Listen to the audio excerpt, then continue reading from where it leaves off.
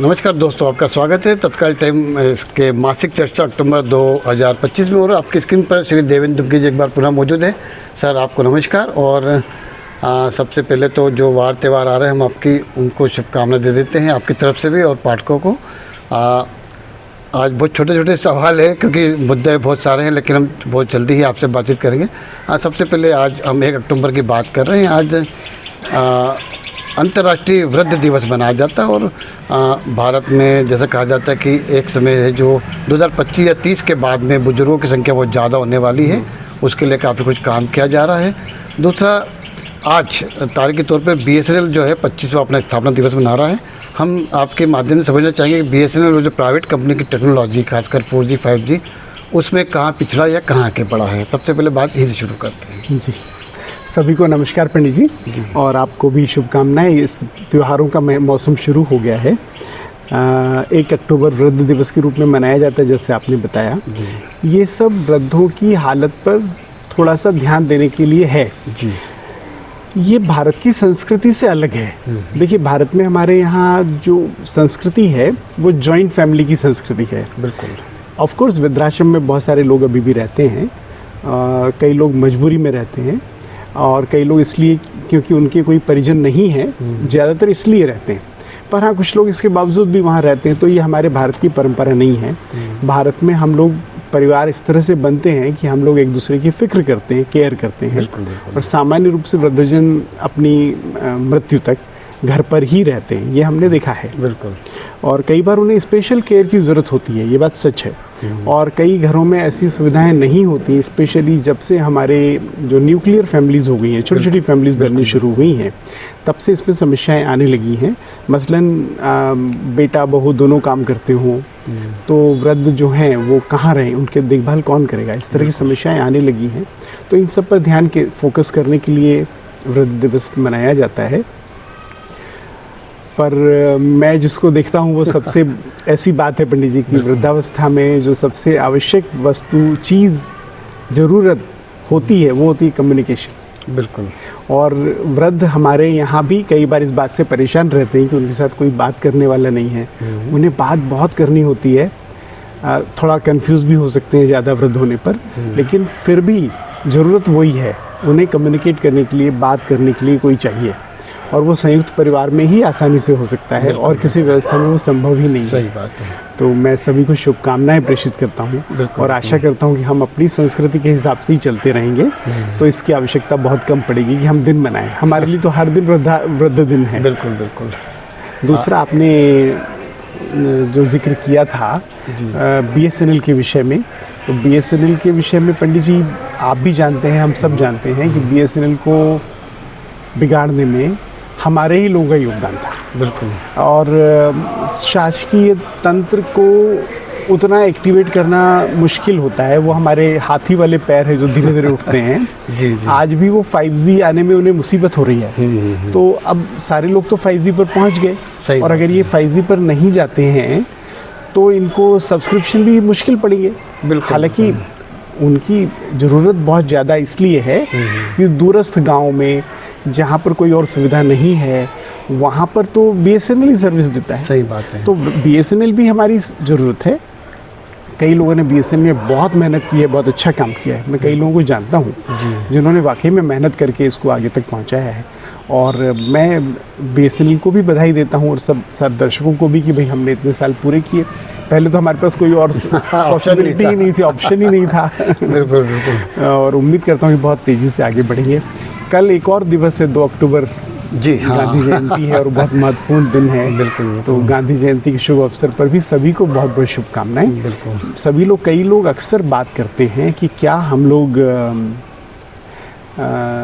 गोडसे के साथ हैं, गांधी के साथ हैं, ऐसी बातें अक्सर लोग कहते हैं। जी। मैं बड़े दुख के साथ कहना होता है मुझे कि ये लोग समझते ही नहीं हैं।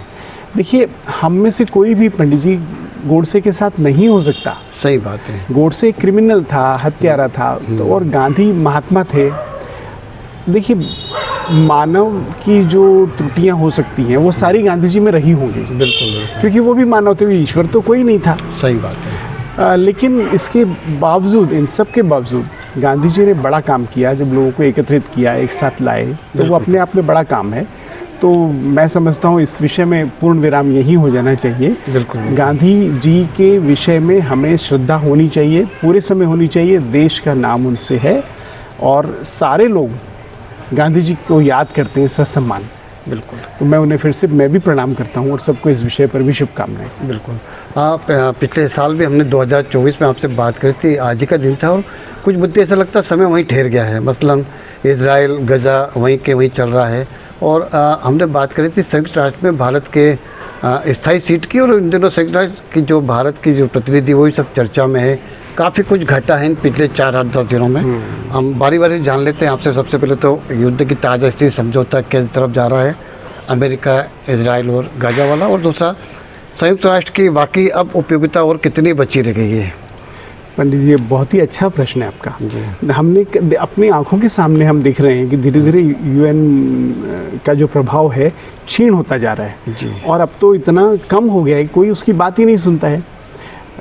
इसका एक बड़ा कारण ये भी है कि अमेरिका जैसे देश ने उसके पीछे से अपना हाथ हटा लिया। बिल्कुल। अमेरिका पहले सामने आकर के कोई कार्रवाई करने की जगह यूनाइटेड नेशंस को आगे करता था और पीछे से उसे सपोर्ट करता था। फॉर एग्जांपल कहीं पीस कीपिंग फोर्स भेजनी हो तो निर्णय उन्हें लेने के लिए कहते थे और पीछे से सपोर्ट करते थे। बिल्कुल। तो ये एक ज़्यादा प्रभावी तंत्र था, लेकिन अपनी चौधराहट दिखाने के चक्कर में अमेरिका अब सीधे सामने आकर के निर्णय लेने का प्रयास करता है।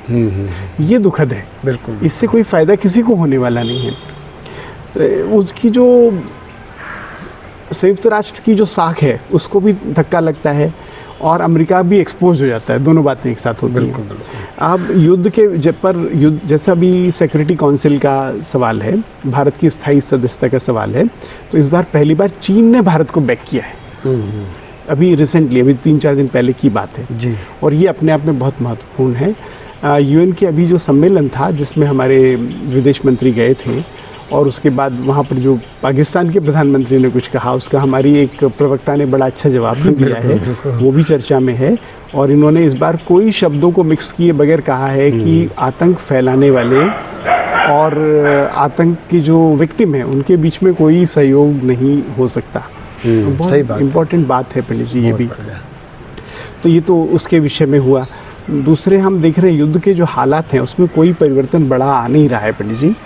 अभी बात यहाँ अटकी है, लेकिन एक महत्वपूर्ण घटना हुई है बीच में, वो ये कि जो नेतन्याहू हैं वो अमेरिका गए थे राष्ट्रपति ट्रंप से मिलने, और ट्रंप से मिलने के दौरान ही उन्होंने दोहा कॉल करके जो वहाँ उन्होंने जो हमास के आतंकियों पर हमला किया था कुवैत में, उसके लिए क्षमा मांगी है। इसके बाद में ये माना जा रहा है कि वो हिस्सा युद्ध का हो जाएगा, उसका कंपैरेटिवली ठीक हो जाएगा। लेकिन इसके साथ ही उन्होंने ये भी कहा है कि हमास का वहाँ कोई रोल नहीं है। ये हम पहले से कहते आ रहे हैं। सही बात। हमास इज नॉट फिलिस्तीन। फिलिस्तीन और इजराइल देश है। हमास आतंकवादी संगठन है। फिलिस्तीन के जो वर्तमान प्रधान राष्ट्रपति जो भी हैं उन्होंने भी यही बात कही है कि हमास हमारे बीच में टांग अड़ा रहा है और इसके चक्कर में फिलिस्तीनियों की भी पिटाई हो रही है। बिल्कुल सही। लेकिन फिर भी पूरे देश में जो किसी मजहबी कारण से हमास को भी सपोर्ट किया जाता है, जो बहुत ही दुखद है। देखिए, अभी हमारी तो छोड़ दें, तो थाईलैंड के प्राइम मिनिस्टर थे, उन्होंने भी यूएन में क्या बात कही, उन्होंने सेम स्पष्ट बात कही। सॉरी, इंडोनेशिया की, माफ करना, क्या कहा उन्होंने कहा कि भाई हमास इज़ नॉट फिलिस्तीन। फिलिस्तीन इजराइल दो देश हैं, वो साथ में रह सकते हैं शांति के साथ। सही बात। और उन्होंने तो मुस्लिम जगत को आगाह किया कि आप जो कर रहे हो वो गलत कर रहे हो। ब्रदरहुड के नाम पर आप हमास को समर्थन देना बंद करो। तो बहुत महत्वपूर्ण बातें अभी हुई हैं हाल ही में। मैं समझता हूँ युद्ध पर कोई बड़ा असर नहीं हो रहा है। इजराइल अभी भी अपनी विल पर वहाँ पे हमले करता है। उन्होंने तो लगता है गाजा को पूरा समाप्त करने की तैयारी कर रखी है। बहुत दुखद है पंडित जी, हमला कोई भी करे, अगर इजराइल भी करे तो अच्छा नहीं है। मतलब हम कोई उसका इजराइल के युद्ध का समर्थन करें ऐसा नहीं है। हमें कोई, हम तो शांति के पक्षधर हैं। इजराइल भी करे तो बुरा है, हमास करे तो भी बुरा है। इसमें कुछ एक नई चीज़ जुड़ गई, बीच में टोक रहा हूँ आपको मैं। मेरे ख्याल से यूरोप और कई देशों को मिला के 14-15 देश शायद ऐसे हो गए जिन्होंने हाल ही के दिनों में फिलिस्तीन को मान्यता दे दी है। ये जो मान्यता देने का प्रक्रम है, ये क्या दिखाता है कि पंडित जी, बहुत पहले यूनाइटेड नेशंस ने ये जो 2 कंट्री थ्योरी है इसको मंजूर किया था। 2 कंट्री थ्योरी मतलब जो हिस्सा इसराइल का है वो इसराइल के पास रहे, जो फ़िलिस्तीन का है फ़िलिस्तीन के पास रहे। वहाँ पर दो देश बने। अब बीच में तमाम तरह की बातें हैं कि फ़िलिस्तीन वहाँ नहीं होना चाहिए, वो कहते हैं इसराइल वहाँ नहीं होना चाहिए, अरब देशों के बीच में इसराइल क्या कर रहा है। तो वो लोग टू नेशन थ्योरी को समाप्त करना चाहते थे। इसी चक्कर में कई लोगों ने कई सालों तक उन्हें मान्यता नहीं दी फ़िलिस्तीन को। भारत ने फ़िलिस्तीन को मान्यता दी है। भारत ने दी हुई ना, बिल्कुल, भारत काफ़ी पहले से दी हुई है। जी बिल्कुल। तो अब ये वो नई मान्यताओं का दौर है। इसके बाद में ये टू नेशन थ्योरी को और वैलिडिटी मिलेगी, हम ऐसा मानते हैं। क्योंकि जब तक वो थ्योरी नहीं थी, लोग एक्सेप्ट नहीं कर रहे थे, तब तक तो वो दो कंट्री की तरह नहीं रहते थे, बल्कि ये उनका और वो उनका, मतलब कहते हैं कि सब मेरा है। बिल्कुल बिल्कुल। तो ये उससे वैलिडिटी मिलेगी, ऐसा मुझे लगता है। पर युद्ध के मामले में तो रशिया और यहाँ भी कुछ खास नहीं हो रहा है। आपने देखा होगा कि यूक्रेन के राष्ट्रपति ने प्रधान ट्रंप से नई मिसाइलें मांगी हैं, वॉर हेड्स मांगे हैं, और वो इसे एस्केलेट करना चाहते हैं और भी ज़्यादा। बिल्कुल। सिमिलरली मुझे नहीं लगता कि ये लोग भी कोई सीधे हैं। अमेरिका वाले भी उसे रशिया वाले भी उसे एस्केलेट करने से कोई कमी नहीं कर रहे हैं। बिल्कुल। तो जब तक ये लोग लॉगर हेड रहेंगे तब तक कोई उपाय नहीं है। इन्हें दोनों का फिर से मैं कहता हूँ, हमारी अनुमान बहुत गलत निकले पंडित जी। मैं हमेशा सोचता था कि ये देश, ये युग युद्ध का समय नहीं है और कोई छोटा मोटा युद्ध करेगा, लेकिन उसके बाद में सब बैठ करके समझेंगे और सुधर जाएंगे। मैं हमेशा से ऐसा मानता था। लेकिन इस बार पंडित जी जो हुई हैं घटनाएं, वो बहुत दुखद है। मुझे बहुत पीड़ा है इस बात की। कहीं भी युद्ध हो, मानवता को कोई भी नुकसान हो तो वो तकलीफ की वजह है। अगर भारत में किसी आंदोलन में, किसी दुर्घटना में कहीं लोग मरते हैं, वो दुखद है। भारत में भी यही बहुत सारा हो रहा है। हम देख रहे हैं कहीं यहाँ बरेली में हुआ, यहाँ हुआ, हिंसा हुई, बेचारे 2 लोग मारे गए। तो ये सब पंडित जी बहुत दुखद है। कहीं भी कुछ ऐसा नहीं होना चाहिए। प्रकृति पहले से ही नाराज है और प्राकृतिक कारणों से पूरे विश्व में कई जगह बहुत डेथ्स हो रही हैं। तो वो भी बहुत बुरा है। तो ऐसे में हमें तो कम से कम आदमी अपने आप को सुधार ले, कुछ तो बचेगा। सही बात है। नहीं तो वो जो मानसिकता है, हिंसा की मानसिकता है, आक्रामकता की मानसिकता है, वो पंडित जी बरसों तक बनी रहेगी। बिल्कुल। और वो मानवता के लिए और बड़ा खतरा है। सही। वो एक बम से ज़्यादा खतरनाक वो मेंटेलिटी है। बिल्कुल। एक हिंसा की जो मानसिकता आदमी में बन जाती है, वो बुरी है। सही। ऐसा मेरा। जी, हम चर्चा कर रहे थे। अब कुछ नए विषय ले लेते हैं। पिछले दिनों जीएसटी का परिवर्तन हुआ है और सरकार और आम लोग ये देख रहे हैं कि वो कितने प्रभावित हुए हैं। बतौर एक कस्टमर, ग्राहक और आर्थिक नीतिक जानकार के नाते हम जानना चाहेंगे कि जीएसटी जो 0.2 आया है नया, वो कितना प्रभावी कारगर हो रहा है और इसमें क्या लगता है। अभी बीच में केंद्र के राज्य मंत्री इंदौर में आके गए, यहाँ के लोगों से मिले हैं, काफ़ी सुझाव भी उनको मिले हैं, काफ़ी दिक्कतें भी लोगों पेश आ रही हैं, खासकर कपड़ा है, स्टेशनरी है और बहुत सारी चीज़ें ऐसी जहाँ बिल्कुल बारीकियाँ हैं। उसका काफ़ी कुछ जैसे मंत्री कह के गए कि हम इसका अध्ययन करेंगे, प्रस्ताव भेजेंगे। ओवरऑल जो जीएसटी की छूट है वो किस प्रकार लोगों को पसंद आ रही है या नापसंद आ रही है। पंडित जी, जीएसटी उत्सव के नाम से एक बात चल रही है। बिल्कुल बिल्कुल। अभी इसमें समझने की बात है कि कितना टैक्स कम हुआ है। एक तो ये बात है। तो जो हमें ऊपर दिखता है, एक तो वो टैक्स होता है। दूसरा ये होता है कि क्या वो टैक्स पूरा कस्टमर को पास किया जा सकता है। अगर आपके रॉ मटेरियल इनपुट पे ऑलरेडी टैक्स लगा हुआ है, बिल्कुल, तो कितना टैक्स आप पास कर सकते हो। तो इस तरह की कुछ समस्याएं इसमें अभी भी हैं। जैसे पेपर का उदाहरण, कागज़ होती है नोटबुक, तो नोटबुक पे आपने टैक्स 0 कर दिया, लेकिन कागज़ पे 18% टैक्स है। तो इफेक्टिवली क्या चेंज हुआ? जो वैल्यू एडिशन पे चेंज है वही हुआ, बाकी तो हुआ ही नहीं। सही बात है। तो इसलिए कीमतों में जितना असर दिखना था उतना अभी भी नहीं दिख रहा है। ऐसे कई प्रोडक्ट हैं जिसके इनपुट पर टैक्स ज़्यादा है, और मतलब इनपुट मतलब समझाऊं कि उसके रॉ मटेरियल पे टैक्स ज़्यादा है और फिनिश गुड्स पे टैक्स कम है। तो ऐसे मामले में उसका जो इफेक्टिव भाव कम होना चाहिए वो नहीं हो सकता। बिल्कुल बिल्कुल। क्योंकि जो बनाने वाला है उसको तो इनपुट क्रेडिट मिलता नहीं है ना, उसका फ़ायदा नहीं मिलता है। तो इस तरह की कुछ समस्याएं अभी भी हैं। इन्हें जल्दी से जल्दी ठीक करने की आवश्यकता है। मुझे ऐसा लगता है कि अधिकारियों ने इसके विषय में जो पूरी तैयारी करनी चाहिए थी वो नहीं करी है, और इसको जल्दबाजी में उन्होंने इस तरह से लागू करने का प्रयास किया है। बावजूद इसके ये भी समझना जरूरी है पंडित जी कि जब जीएसटी लागू हुआ था उस समय 23 तरह के टैक्स कट करके एक टैक्स लाए थे। उस समय भी कुल टैक्स की लागत कम हुई थी और एवरेज टैक्स 31% से कम होकर 5% पर आ गया है सारी वस्तुओं पर आज। तो ये अपने आप में एक बड़ा अचीवमेंट है। टैक्सेस डेफिनेटली कम हुए हैं, इसमें कोई किंतु परंतु नहीं है, और सभी को इसे एंजॉय करना चाहिए। But at the same time सरकार को बहुत जल्दी से जल्दी उन विसंगतियों को दूर करने की ज़रूरत है जिनके कारण पूरा बेनिफिट कस्टमर तक नहीं पहुंच पाता। पिछली बार हमने बात करी थी कि भारतीय व्यापार जो है, अभी कहीं चर्चा कर रहे थे रूबल और डॉलर, अब भारत इन दो चीज़ में उलझ गया है। क्या लग रहा है कि भारत रूस चीन का एक बनता है महागठबंधन, तो डॉलर जो है हम पूरी जो विश्व की मुद्रा मानी जा रही है वो कितने नुकसान में जाएगी, लाभ में जाएगी, और डॉलर का गिरना और चढ़ना किस प्रकार भारत को नुकसान दे देता है?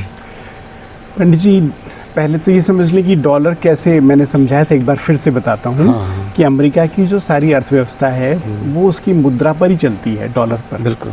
उनके पास कोई टेंजिबल चीज़ें हैं उतनी नहीं है देने के लिए, लेकिन इनटेंजिबल मतलब ऐसी चीज़ें, धारणा, पॉलिसी, रुपी, डॉलर, इस तरह, मतलब उनकी, क्योंकि इकोनॉमी की साइज़ बहुत बड़ी है। बिल्कुल। कितने भी डॉलर छापते हैं तो फ़र्क नहीं पता चलता। और वो पूरा चाहते हैं कि पूरे विश्व की अर्थव्यवस्था डॉलर पर चले, ये उनका मत है। उन्होंने शुरू में मजबूर किया था पेट्रोल बनाने वाले उत्पादक देशों को, तभी से एक टर्म शुरू हुई थी, उसका नाम था पेट्रो डॉलर। तो कहते थे कि आपको एक शर्त है कि आपको पेट्रोल सेल अगर करना है कहीं भी तो डॉलर में सेल करना पड़ेगा। ये उनके लिए भी अच्छा था और अमेरिका के लिए तो बहुत अच्छा था, क्योंकि उसके डॉलर यूज़ होते हैं तो बहुत सारा उन्हें फ़ायदा मिलता है। एक तो ये है। दूसरा, आपने बताया कि भारत को फ़ायदा तभी होगा पंडित जी जब न रूबल हो न डॉलर हो, बल्कि हमारा व्यापार अपने रुपए में हो। बिल्कुल। तो ज़्यादा फ़ायदा होने वाला है, लेकिन ऐसा होता नहीं है, क्योंकि हर देश की अपनी मुद्रा है, सब चाहते हैं उनके अपने देश की मुद्रा में व्यापार हो। तो इंटरनेशनल करेंसी कोई होनी चाहिए। मुझे नहीं पता है कि वो डॉलर होनी चाहिए, लेकिन डॉलर अभी है। बिल्कुल। लेकिन बहुत सारी और भी हैं, भारत ने इसमें बहुत सारे काम किए हैं। जैसे रुपए को जो हमारे इंपोर्ट्स के, जो एक्सपोर्ट के पैसे थे, उन्होंने कहा कि डॉलर की जगह रुपीज़ में भी सेटलमेंट कर सकते हैं अगर कोई पेंडिंग पड़ा हुआ है पुराना। तो ऐसे कुछ फ़ायदे दिए हैं व्यापारियों को जो आगे काम आएंगे। लेकिन अगर अदरवाइज़ देखा जाए तो डॉलर के बढ़ने से भारत के आयात महंगे हो जाते हैं, ये तो सब जानते हैं, बहुत आसान सी विषय है। क्यों हो जाते हैं? क्योंकि हमारी जो डॉलर का कन्वर्शन वैल्यू है वो रुपीज़ में बहुत ज़्यादा आने लगता है। उसका कोई उपाय हमारे पास तब तक नहीं है जब तक हमारी डॉलर की अर्निंग ज़्यादा नहीं हो। सही बात है। तब तक नहीं है जब तक कि हमारा निर्यात प्लस में हो। दुर्भाग्य से हम आज भी इंपोर्टिंग कंट्री हैं, हमारा निर्यात कम है, आयात बहुत ज़्यादा है। तो इसलिए बहुत मुश्किल है उसको शून्य पर लाना। भारत के लिए ये भी चलेगा कि हम अमुक कंट्री के साथ उसकी देश की मुद्रा में व्यापार करें। बिल्कुल। तो भारत और रशिया फॉर एग्जांपल, या भारत और दुबई फॉर एग्जांपल, तो वो कहे भाई हम एक ही मुद्रा में व्यापार कर लेते हैं, उनकी कर लो हमारी कर लो। डॉलर पे मत जाओ, दराम और रुपीज़ हमारे बीच में बना लो, रूबल और रुपीज़ हमारे बीच में बना लो। बिल्कुल। कनाडाई डॉलर और भारत के जो रुपए उसके बीच में बना लो। अगर हम ऐसा भी कर पाते हैं तो भी डॉलर का महत्व थोड़ा सा कम होगा, और जब तक डॉलर का महत्व कम नहीं होगा तब तो उसकी कीमतें कंट्रोल करना मुश्किल है। बिल्कुल। तो ये एक व्यवस्था है जिसको परिवर्तन में लाने की आवश्यकता है आने वाले दिनों में। बिल्कुल। चलते चलते दो महत्वपूर्ण सवाल मुझे लगता है कि नहीं पूछेंगे तो आज की बातचीत का सार नहीं हो पाएगा। हालांकि दशहरा कल है, लेकिन भारतीय टीम ने 2-3 दिन पहले ही एक विजयदशमी मना ली थी, और पूरे सारे घटनाक्रम को मैं नहीं जाऊंगा विस्तार से, पर जो एक मुख्य आदमी थे उनका कल बयान आया कि मैं 1 घंटे तक कार्टून जैसा खड़ा रहा, लेकिन कोई मेरे से पुरस्कार लेने नहीं आया। हाँ। तो प्रत्युत्तर ये आता कि क्या कार्टून से पुरस्कार लेना लाजमी है? और दूसरा ये है कि कहीं ना कहीं आप और हम लोग जब बात करते हैं, पूरे देश की बात करते हैं, तो एक संघ हमारे सामने आता, राष्ट्रीय स्वयं संघ की भूमिका सामने आती। काफ़ी चर्चा हम पहले भी कर चुके हैं, लेकिन कल चूँकि 100वां उनका हो रहा है, तो आपकी टिप्पणी उस पर भी आ जाए तो मेरे को लगता है दर्शकों के लिए बेहतर होगी। पंडित जी, पहले क्रिकेट की बात करते हैं जी। तो मैं निजी तौर पर बता रहा हूँ मैं आपको कि मैं इस तरह की किसी भी तरह की फैंटेसी से बाहर रहना चाहता हूँ। मतलब मैं नहीं चाहता कि क्रिकेट को क्रिकेट रहने दो, ऐसा मेरा पहला मत है। उसको राजनीति में नहीं घसीटना चाहिए। तो मैं इसको असम्मानजनक मानता हूँ निजी तौर पर। जब हमारे जो खिलाड़ी हैं उन्होंने वहाँ जाकर के प्राइज़ नहीं लिया। क्यों मानता हूँ ऐसा? कि वो आदमी वहाँ पर उस समय पाकिस्तान के मंत्री के रूप में नहीं खड़ा हुआ था, बल्कि वो एशिया की जो हमारी बॉडी है, बिल्कुल क्रिकेट बॉडी है, उसके प्रतिनिधि के तौर पे था। तो मैं मेरी बात बता रहा हूँ मैं आपको। लोग मेरे से मतलब सहमत हो भी नहीं, हाँ, सही बात है, जरूरी नहीं है, अंतर हो सकते हैं। और हमने अपना विरोध पाकिस्तान के साथ ऑलरेडी दिखा दिया जब हमसे हाथ नहीं मिलाया। हाँ। वो सब वाजिब बात थी, मैं वाजिब मानता हूँ, बिल्कुल। क्योंकि वो दूसरे देश के, हम आमने सामने हैं। लेकिन जब पुरस्कार लेने की बात आई तो इस तरह से करना क्रिकेट के हित में नहीं है पंडित जी। बिल्कुल। मैं इस बात को इस तरह से मानता हूँ। आप वहाँ जाते, पुरस्कार लेते, हाथ नहीं मिलाते, ये भी कर सकते थे। हाँ, कुछ तो उसका तरीका निकल हो सकता था। हाँ, हो सकता है। तो ये ज़्यादा बेहतर होता है, ये मेरा अपना ओपिनियन है। दूसरा पंडित जी, आपने जो विषय लिया वो है राष्ट्रीय। देखिए, हम और आप, मतलब मैं भी बहुत ज़्यादा टिप्पणी करने, क्योंकि इतना बड़ा संगठन है, विश्व का सबसे बड़ा एक तरह से संगठन है जो समाज के हित में काम करता है। इतने बड़े संगठन के विषय में हम लोग क्या कह सकते हैं? तो महानता है संगठन की, और ये बहुत बड़ी बात है, छोटी बात नहीं है कि संघ से प्रेरणा पाकर जी, संघ की जो, जिसे हम कहते हैं संघ के क्रियाकलापों से प्रेरित होकर, या मान लें कि संघ की दीक्षा लेकर आज भारत की राजनीति उसी के आधार पर पूरी काम कर रही है। बिल्कुल। तो संघ ने, तो संघ का काम क्या है? संघ का काम है संगठित करना, नंबर 2 चरित्रवान बनाना, अच्छे कार्यकर्ता बनाना, फिनिश। इसके अलावा कोई काम संघ नहीं करता डायरेक्टली, उनका तो इतना ही काम है। बिल्कुल बिल्कुल। देश को दिशा, काम एग्जीक्यूशन का काम संघ का नहीं है, वो अलग अलग आनुषंगिक संगठन जो हैं वो करते हैं। पर एक वैचारिक पृष्ठभूमि तैयार करना कितनी बड़ी बात है कि जब आप कहते हो राष्ट्र प्रथम, हमारी दृष्टि में राष्ट्र ही सब कुछ है, राष्ट्र ही, देश हमारी भारत माता है। सही बात। उसके अलावा न तो हम कहीं के हैं और न हमारे बगैर भारत माता भी है। बिल्कुल। तो मेरी नज़र में मैं इसी तरह से लूँगा, संघ ने पूरे देश को एक तरह की बंधन में, एक तरह की संगठन में बांध के रखा है। सही बात है। लोग जो उसका विरोध करते हैं वो उसको जाने बगैर करते हैं और निहित स्वार्थ से करते हैं, राजनीति के वशीभूत होकर करते हैं। सही बात है। केरल में हम देखते हैं, बंगाल में देखते हैं, कई जगह उसका विरोध है। वो विरोध केवल राजनीतिक विरोध है। बिल्कुल। वो विरोध मध्य प्रदेश में क्यों नहीं दिखता? वो विरोध उत्तर प्रदेश में क्यों नहीं दिखता पंडित जी? क्योंकि वो राजनीतिक विरोध है और लोग उसको समझे बगैर करते हैं। हम भी तो, मोहन भागवत जी ने भी कहा है, भाई देखिए, मुस्लिम जो विरोध करते हैं ज़्यादातर, दूसरे लोग भी करते हैं, ये मान के चलिए, बौद्ध भी हैं, ईसाई भी हैं, वो लोग ये मान के चलते हैं कि ये हिंदुओं का संगठन है। वो इस बात को भूल जाते हैं कि हिंदुओं के पहले वो राष्ट्र का संगठन है, वो राष्ट्र प्रथम पे काम करता है। सही बात और है। वो लोग हिंदू को, मुस्लिम को, ईसाई को, सबको ही हिंदू मानते हैं, क्योंकि वो हिंदुस्तान के हैं। सही बात। हिंदू संस्कृति से मानते हैं। तो अगर कोई उसी धारणा के साथ आए तो उसका स्वागत भी करते हैं। तो मुझे नहीं लगता यहाँ पर कोई ऐसी बात है। और मैं सारे जो हमारे साथी हैं उन सबको हार्दिक शुभकामनाएं और बहुत बहुत बधाइयाँ। महत्वपूर्ण है ये समय जब हम 100 वर्ष पूरे कर पा रहे हैं। और वाकई हम लोग भी कह सकते हैं कि एक अच्छे समय में है जो ये समय देख पा रहे हैं। बहुत ही अच्छा विषय है। बिल्कुल। हमारे जो आने वाली पीढ़ी या पीढ़ी चली गई, उनको ये दिन शायद देखना नसीब ना हुआ हो। तो बहरहाल आपकी शुभकामनाओं के साथ में आज के इस मासिक चर्चा में आपसे अनुमति लेते हैं। कुछ विषय हमसे छूट गए हैं, मुझे लगता है कि अगले महीने में जब हम होंगे कर लेंगे हम तो लेह लद्दाख चलेंगे। जरूर जरूर जरूर। आपने हमसे बात करी, इसके लिए धन्यवाद। नमस्कार। नमस्कार।